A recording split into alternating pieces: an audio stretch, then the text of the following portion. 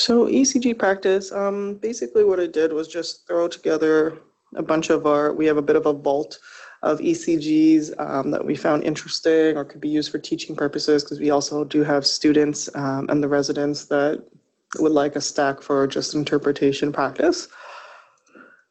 I just wanted to put this approach. I think Cecilia has probably already done this with you. And this is something I use just for our students, cardiac tech students that come through, just to kind of break down how to approach any 12 lead, or in our case, 15 lead ECG. So really quickly, checking, the first thing I would look for is the rate and the rhythm. If it's irregular or irregularly irregular like a fib, or regularly irregular like a flutter. And are there any pauses? Are there any signs for pacemaker? And I forgot to put down age reference, but that's my next slide. How is the P to QRS relationship? Is it normal sinus rhythm off the bat? Now I start looking at, if there's any ST or T wave changes. If it's 1-to-1, we want 1 P wave to 1 QRS. Is the PRI within normal range? So from 120 to 200 milliseconds. 200 milliseconds is 5 small boxes across horizontally, so 1 big box.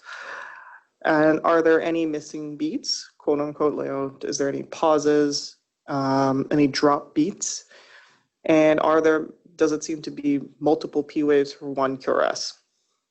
And are there missing P waves? Are we in a junctional rhythm, or are we, is the QRS axis, if it's junctional, is it because it's a narrow QRS? If it's wide and slow, is it an idioventricular rhythm? The axis, are QRS waves pointing negative or positive, and what we expected through V1 to V7. And then, of course, the ST and, T waves. Do we have ST elevation or depression? However, is there bundle branch block from the QRS? Do we see a wide QRS due to bundle branch block, which would exclude any ST changes? And are there any T wave changes? Are they peaked or inverted? If they're peaked, is there any signs of electrolyte imbalance like hyperkalemia? This is sort of my train of thought and how I was taught to approach ECGs. These ranges come from our 24-hour Holter monitoring, and I was talking about the bradycardia and tachycardia criteria. So from neonates this was to 2 years. Sorry, I missed that part. So 60 beats per minute when asleep and 80 awake, and then 180 when whether or not they're sleeping. Of course, we would take this and note that if they're sleeping or awake, it should be slower than approaching 180 beats per minute. For 2 to 6, 60 beats per minute for brady, 2 to 8, for tachycardia is 160 beats per minute, 45 beats per minute for 7 to 11-year-olds. For bradycardia, 9 to 15 years of age, we expect them to sit below 140, but that's like our tachycardia criteria when we quantify the tests.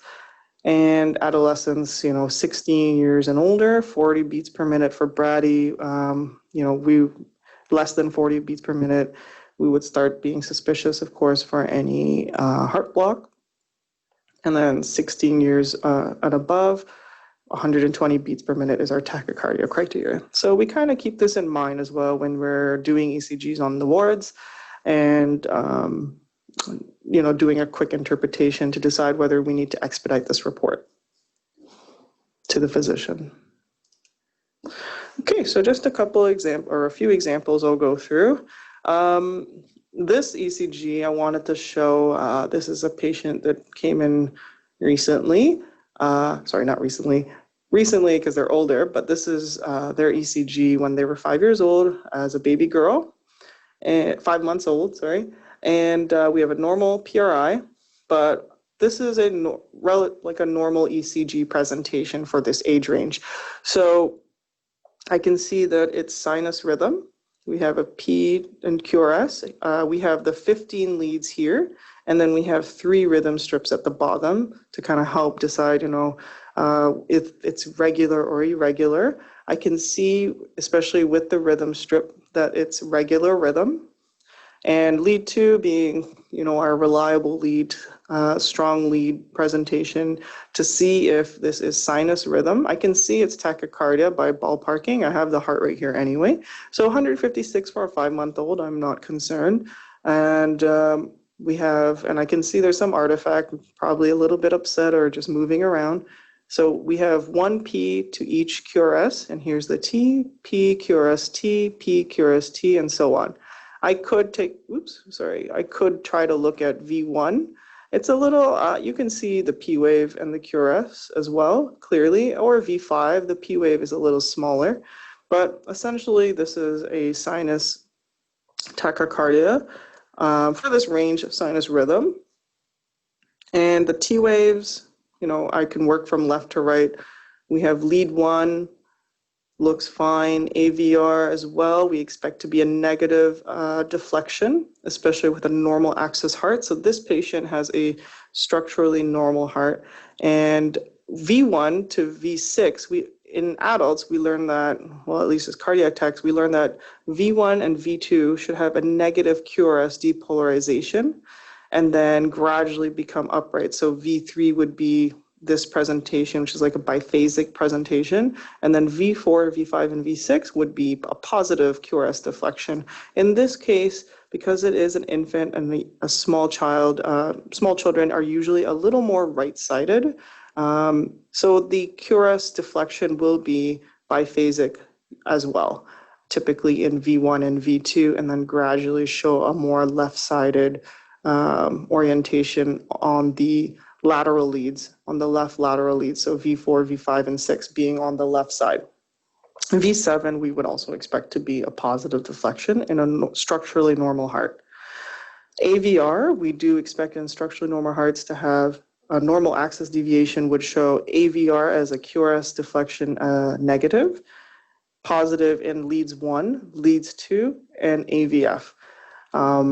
If leads 1 or 2, or AVF and AVR are not in their normal deflection pattern, I would first suspect if I reverse the leads, just as a technical aspect to it, usually right arm or left arm would be switched. If not, then usually these patients get triaged for echo to see if they have any structural malformations, but this patient does not. And I was just using this as an example of a normal ECG.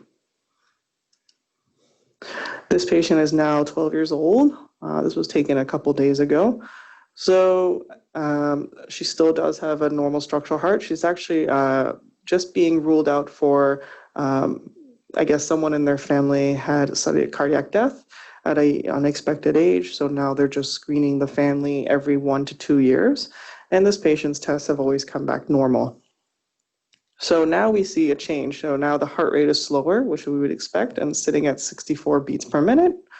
And we have the 3 rhythm strips here at the bottom, and I can see that we have a 1-to-1 ratio with the P to QRS.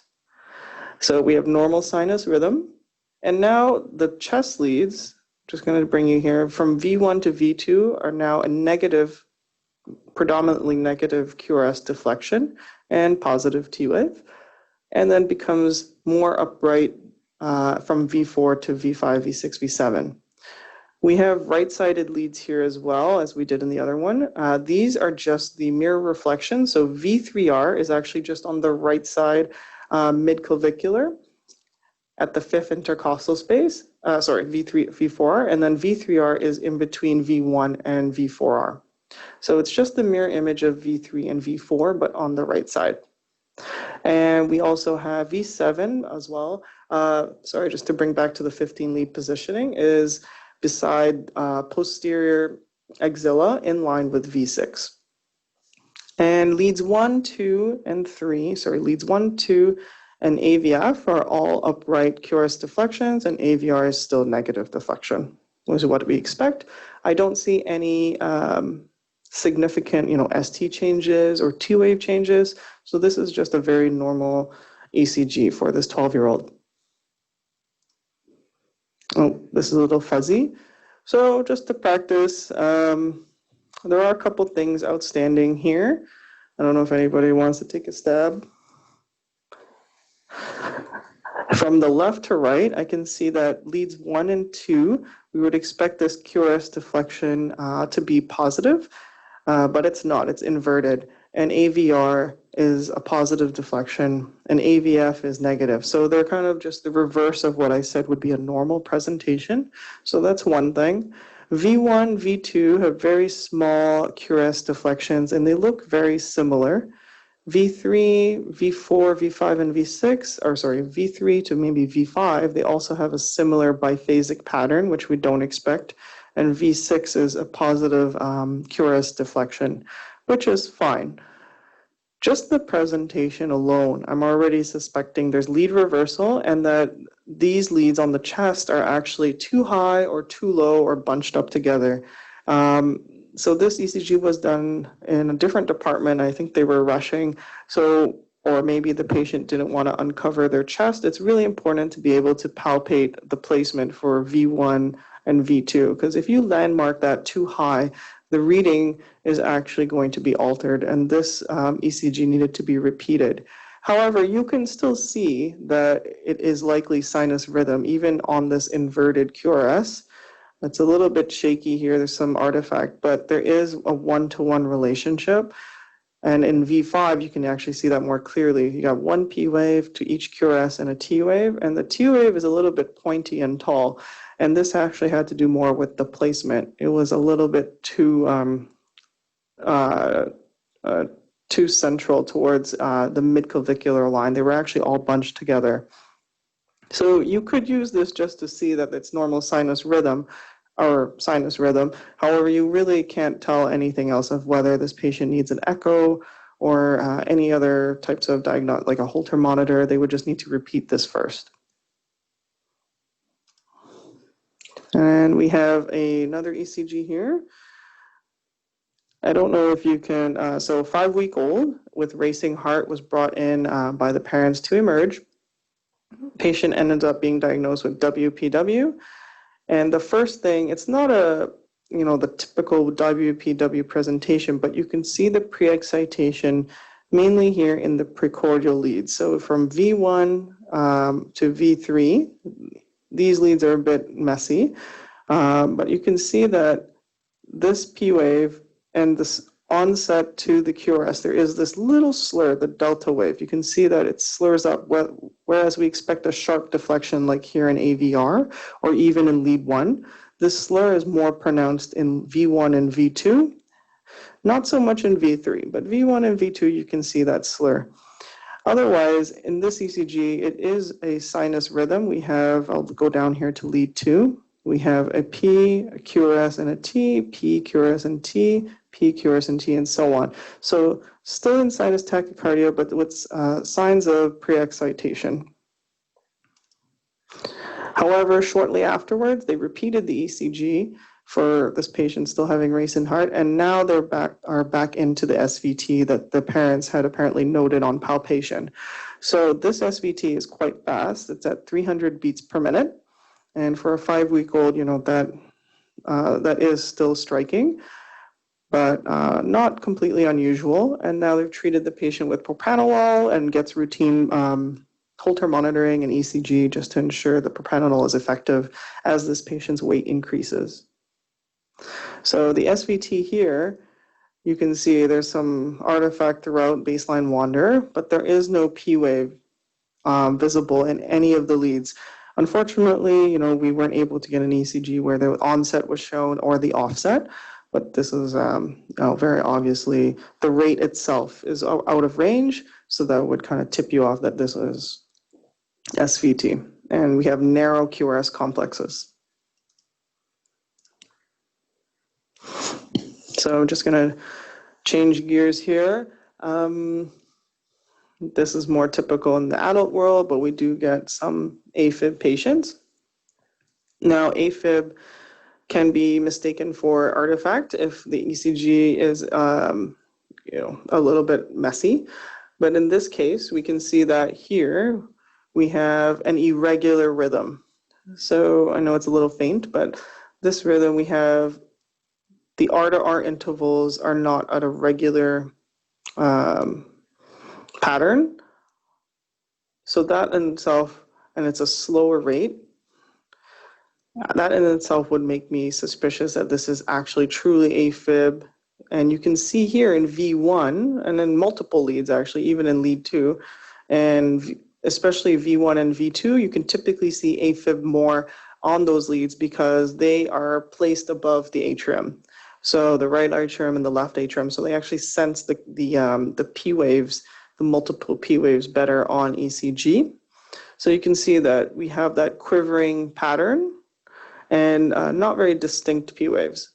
But if you were to just look at V4, V5, and V6, you would think that this might be just junctional rhythm. And that is the importance of looking at all your leads that are available and having them all on if possible. I mean, for atrial rhythms, usually V1 and V2 are the best, and maybe lead 2. So this patient was seen in Emerge for chest pain. I don't know if anyone wants to take a stab at this for any sort of abnormal features. So just working from left to right, I can see that the QRS presentation is at a normal pattern for lead 1 and lead 2. Lead 3 is a flat line, which could be in benign variant if all the leads are on correctly.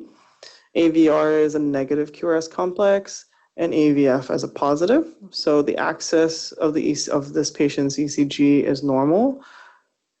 V1 is blank, for whatever reason, not on.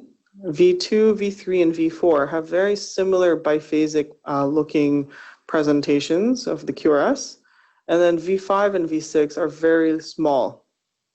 So I can say that this patient does have is in sinus rhythm. However, the precordials aren't providing much value for any ST or T wave changes. And that's because these were actually bunched up, I don't even know, somewhere on the chest that they shouldn't have been. And the V5 and V6 were actually quite low on the abdomen. So they weren't sensing the heart rhythm at all.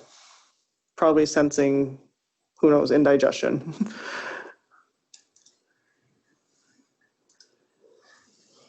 Okay, so a lot of our patients, well, not a lot, but a significant number of ECGs that we do for cardiac patients who have had sternotomies and had some sort of cardiac repair, after they're done, when they complete a post-op ECG, it does show bundle branch block, and usually it's right bundle branch block, especially with tritologies, and due to scarring and things like that. So in this case, this is a teenage patient. Sorry, I forgot to put the age. I think they were probably like 14 or 15. And the bundle branch block is very clear here. And you can see in V1 and V2, we have the bunny ears, the lopsided bunny ears. We have an RSR pattern, and then an inverted T wave. So off the bat, I know that I cannot, interpret ST changes from this ECG due to the repolarization pattern here. It's being skewed by this bundle branch block, so ST changes are not possible to note here. So what I'm looking for now at this point would be if it's sinus rhythm. So it is sinus brady. I'm going to use lead 2 again because it's the easiest. We have a P and a QRS, T wave, P, QRS, T wave, P, QRS, T wave, and so on. 1-to-1 ratio, so we know it's sinus rhythm, or sinus brady in this case, and a bundle branch block. Sometimes, especially for the older patients, the physicians will measure out the QRS duration. There has been some evidence noted that a prolonged QRS duration of over 300 milliseconds can predispose patients to ventricular arrhythmias. So this patient is a 3-year-old tritrology patient who shows some signs of hyperkalemia, and that's due to the prolongation of the QRS. So they ended up doing blood work and noting that the patient was hyperkalemic. So it's possible that the patient had a narrower bundle branch block, and then while being admitted, noted that the T waves were a bit larger as well, pointier.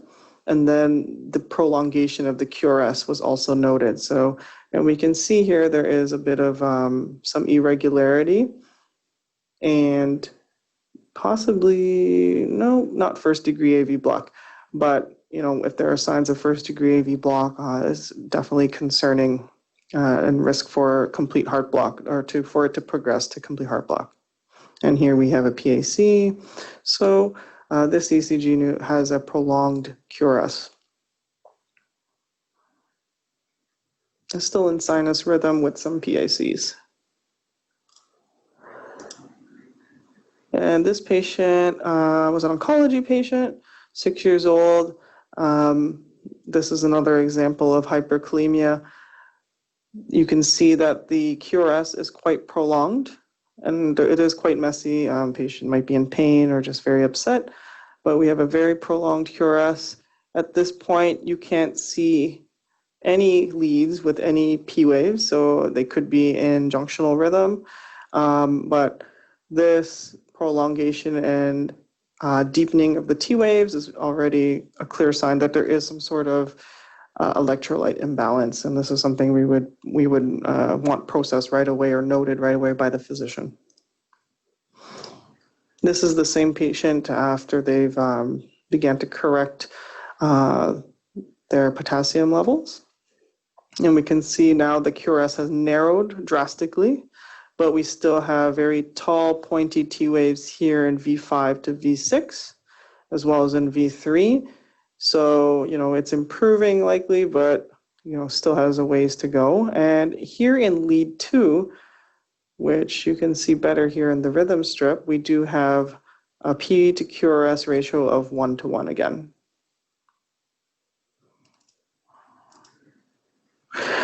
So changing gears from those hyperkalemia ECGs, we have a 16-year-old boy presenting in eMERGE.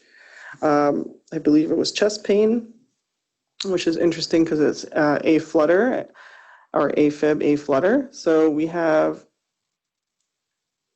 I guess we can work from left to right, or we can start on a rhythm strip. You can see that there are quivering P waves and very irregular rhythm.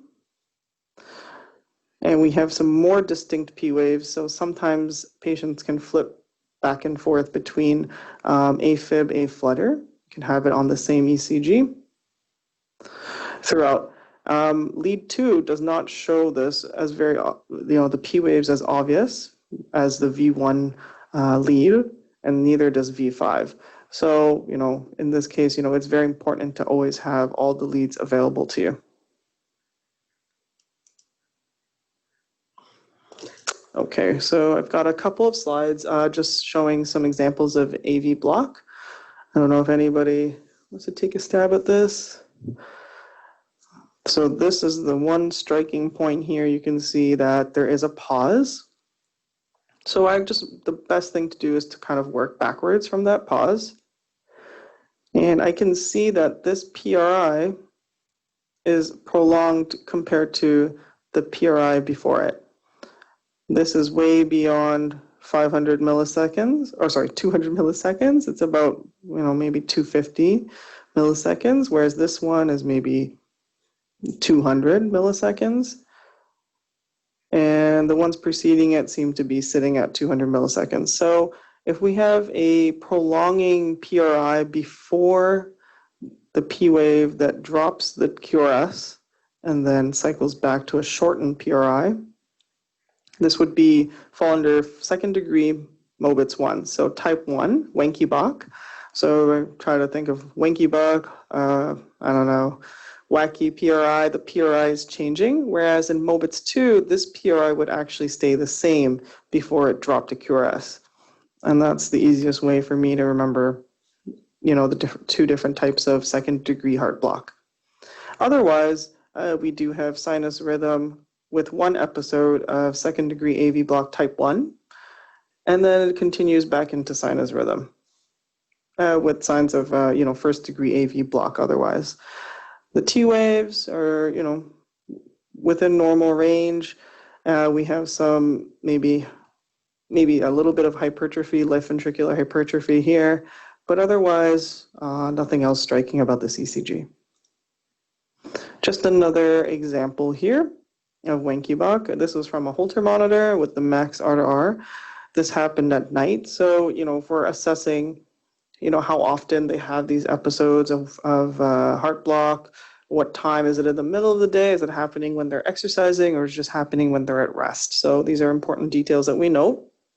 So in this case, we have a prolonged QRS or PRI already, but it prolongs even further. The next P wave here drops the QRS and then cycles back to a shorter PRI, but still beyond 200 milliseconds throughout until maybe the next episode where it drops that QRS beat. And here we have an example of complete heart block in a 14-year-old Fontan patient. So this patient's ECG, the axis is already different because we have biphasic lead 1 and we have a V1 and V2 and V3, which are a positive QRS and quite, tall voltage. And then leads V4 to V5, V6, V7, it is positive overall. There's a little bit of a RSR pattern here, but we can see that there might be maybe some RVH. Well, they have the Fontan circulation, so maybe their right ventricle is more dilated. But the rhythm itself is what we're concerned with here. The echo takes care of, and the MRI will take care of assessing the structure. We're going to assess the heart rhythm. So here, I'm going to bring down to lead 1, or is that lead 1? No, that's lead 2. It's just faded out here. We have a PQRS. It seems like there might be a P wave here because this T wave looks very different than this T wave and this T wave and this T wave. So there is likely a P wave here hidden in the T wave. Then we have another P wave, QRS, and this PRI is different than the PR preceding. And then we have a P wave here, another P wave that's definitely not related to conducting through to this ventricular beat, and then P wave here. So it seems that the P waves are actually going at their own rate, unrelated to the ventricular rate, which is at a nice, steady, regular rhythm. I have these little green boxes. I was trying to use calipers, but I couldn't find the proper shape. So these rectangles are the same width. So I was just measuring out this P wave is this P wave here, from this P wave to this P wave. They are the same distance, the same interval. So in fact, these P waves are actually going at their own rate, their own regular rate, completely unrelated to the ventricular rate. So this is complete heart block. It is a bit faster than what I would expect maybe say in an adult, but the rhythm is complete heart block. And oops, sorry, this was another example here as well. This was a neonate, and we have nice, crisp QRS waves here. I don't have the title here, sorry, but this is a neonate who also was born with complete heart block and does have some structural cardiac issue that has not been repaired yet. So we've got the P wave here. I'm using V5, or we could use lead 2. P wave, QRS, T wave, P wave, QRS, T wave, P wave, and you can see that the PRI is completely different. And if we were to measure out these P waves, they would be going at their own regular rate compared to the ventricular beats, which are also at a different rate. Now, usually these patients will end up with a pacemaker. So this pacemaker, I just wanted to ask if anybody could tell from what type of pacemaker mode this is at. So we've got nice big wide QRSs in most of the leads, and V5 and lead 2, just looking at these. So these are ventricularly paced beats. You can't see the pacing spike in lead 2, but if you go down to either V5 or V1, you can see a small spike preceding each QRS, but more obvious in V5. We've got the spike here. So this is probably a VVI pacemaker.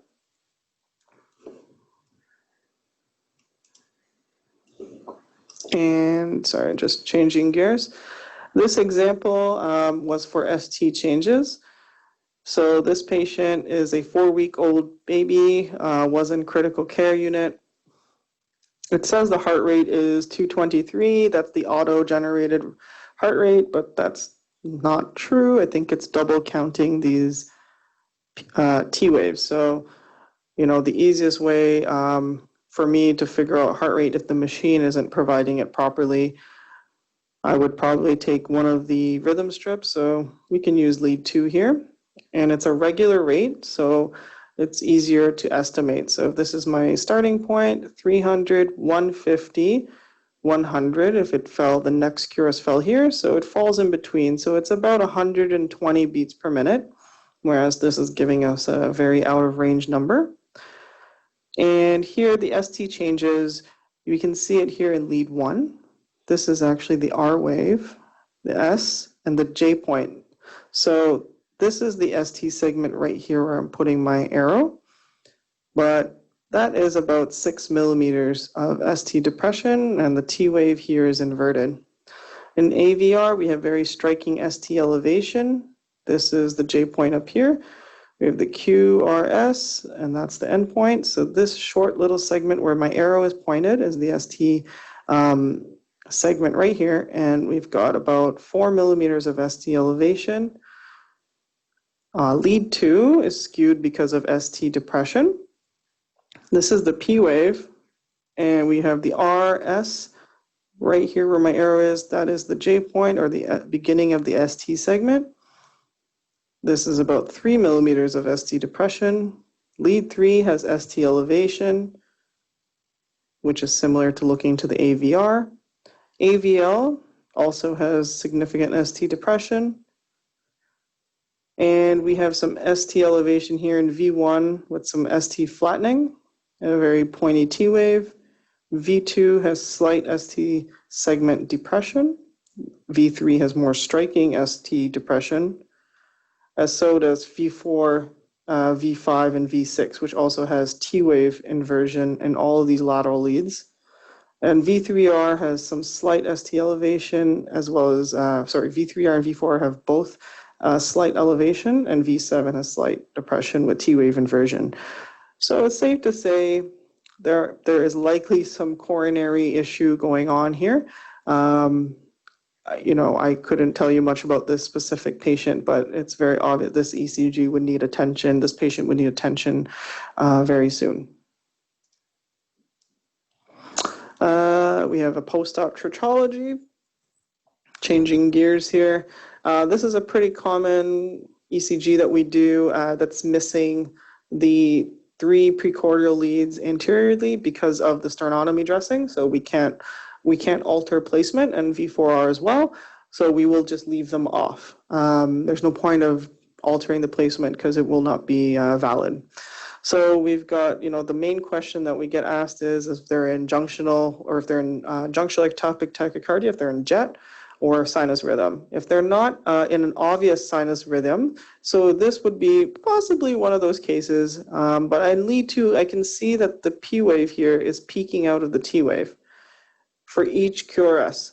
And in lead 1, I would probably change my view to lead 1 because you can actually see it much more clear. The rest of the leads, it's a very small P wave. You can't really see it or at all.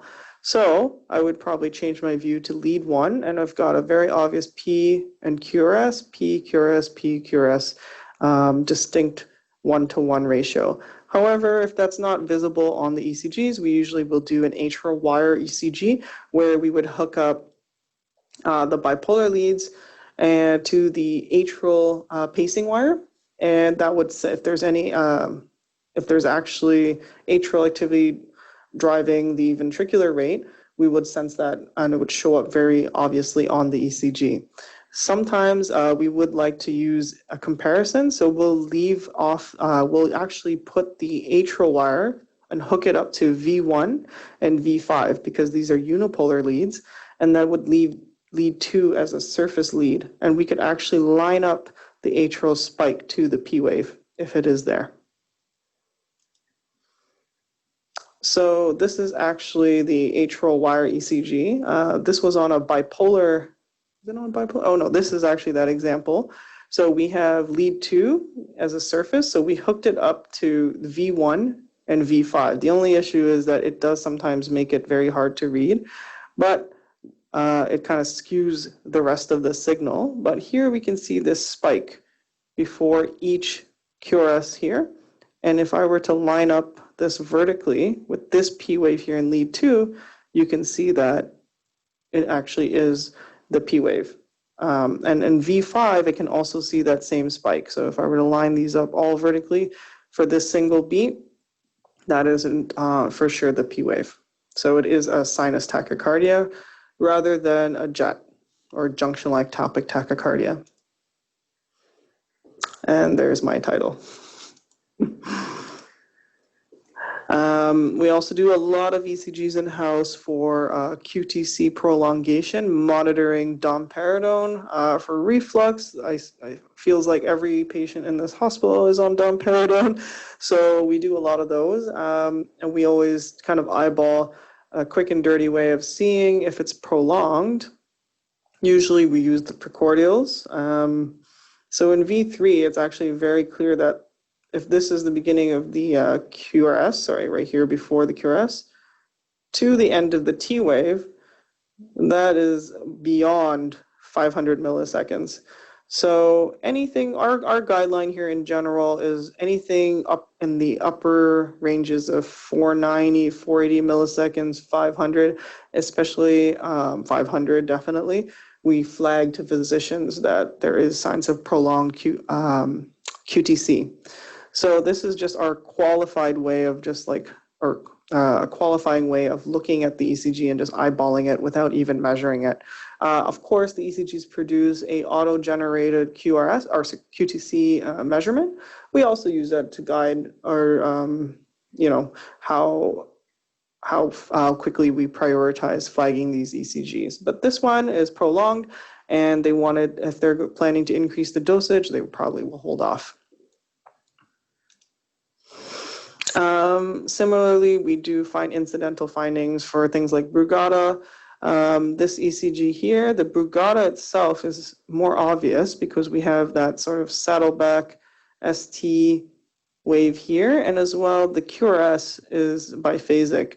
So this in itself, I would start to think, well, is my placement correct, or did I put it at the fourth intercostal space, or did I alter it somehow? But this sort of saddleback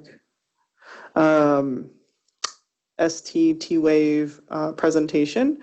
This patient was just a patient for another department for neuro and was withdrawing from a type of medicine and apparently was complaining of chest pain and ended up finding that this patient had Brugada.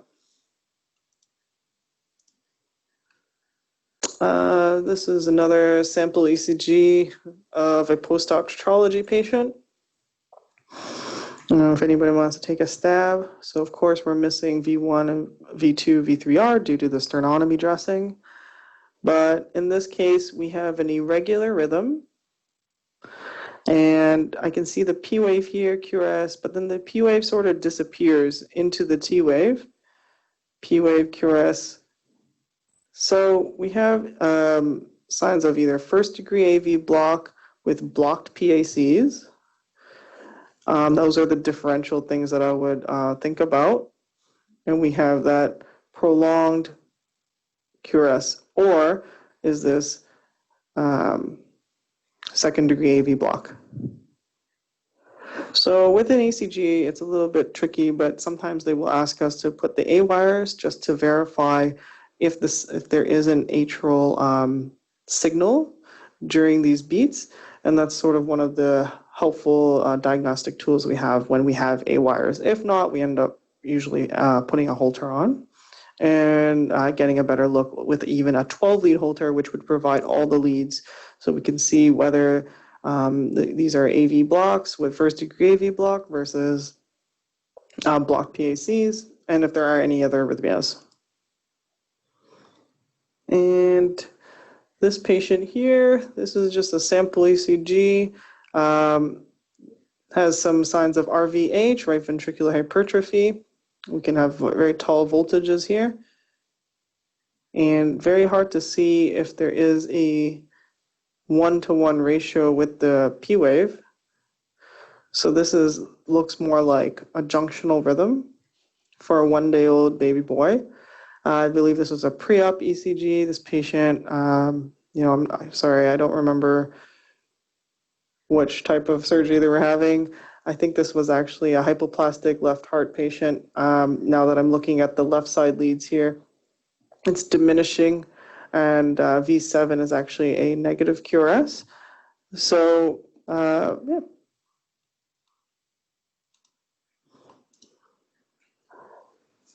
And then this is the same patient, now 3 years old, post-operative, but requires a pacemaker due to the A flutter. We have 1, 2, 3, 4 P waves for each QRS. That's actually at a pretty regular interval. And you can see it has that sawtooth pattern. So here we have atrial flutter. And they did end up requiring a pacemaker. I guess there was no way to successfully cardiovert this patient. I don't know if anyone wants to take a stab at this ECG. Oops, I'm getting very close to that mic. So here we have a faster heart rate. I'm going to measure it out, 300. So about 160, 175 beats per minute for a 1-week-old. So on the upper, tachycardia range for sinus tachycardia, excuse me. So we have lead 2, which has a very clear 1-to-1 ratio and a slight ST flattening. But we also have V1 and V2 and V3 as very strong QRS voltages in the right side and diminishing on the left side, positive QRS, QRSs,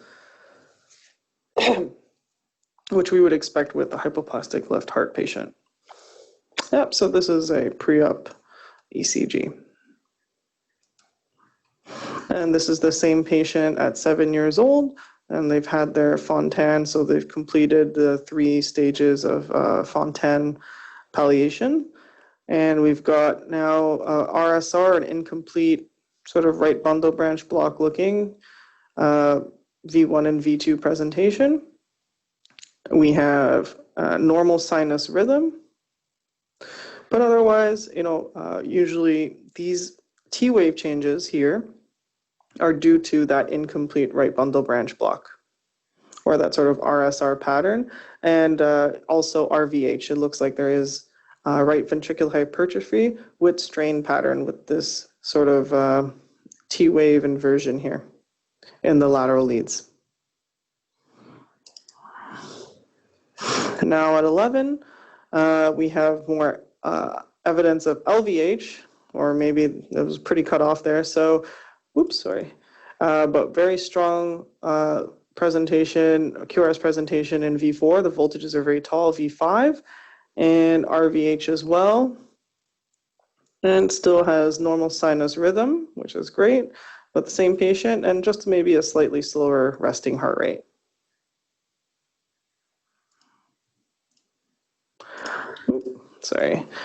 This example was just a SVT example I put up here.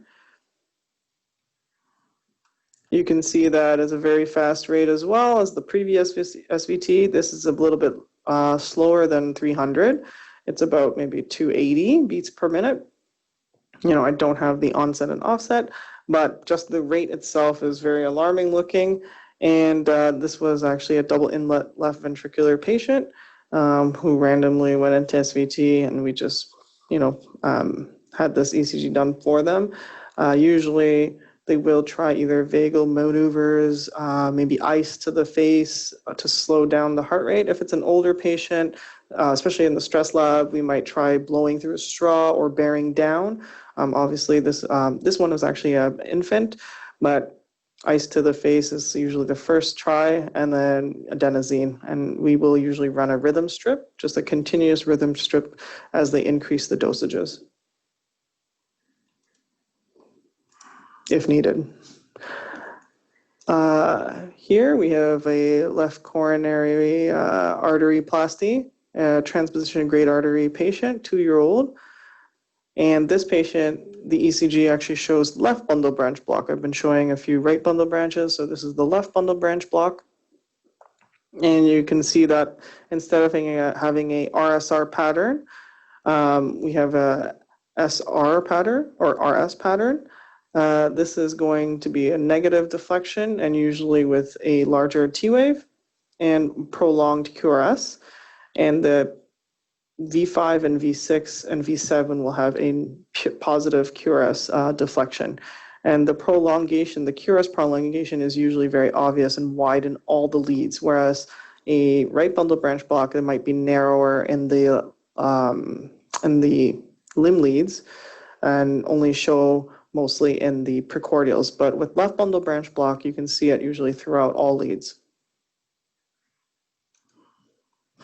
And here we have that right bundle branch block. So here, this one, you can see that prolongation is more apparent in the precordial leads. But then here, we actually capture the onset of SVT. So we have, I can go down to the rhythm strip, and V5 shows it quite nicely. Or actually, maybe V1 is better. Well, here you can't see the P wave very well, so we'll stick to V5. We kind of have to use a combination here. So we have P, QRS, and so on.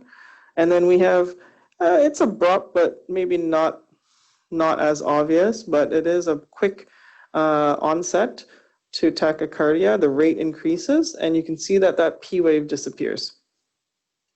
And if you look at V1, you can see the P wave disappears completely, and the rate increases drastically.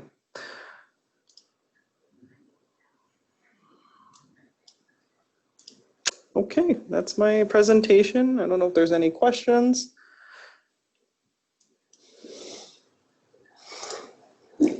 ECG is like reading a polygraph. Don't know what's going on.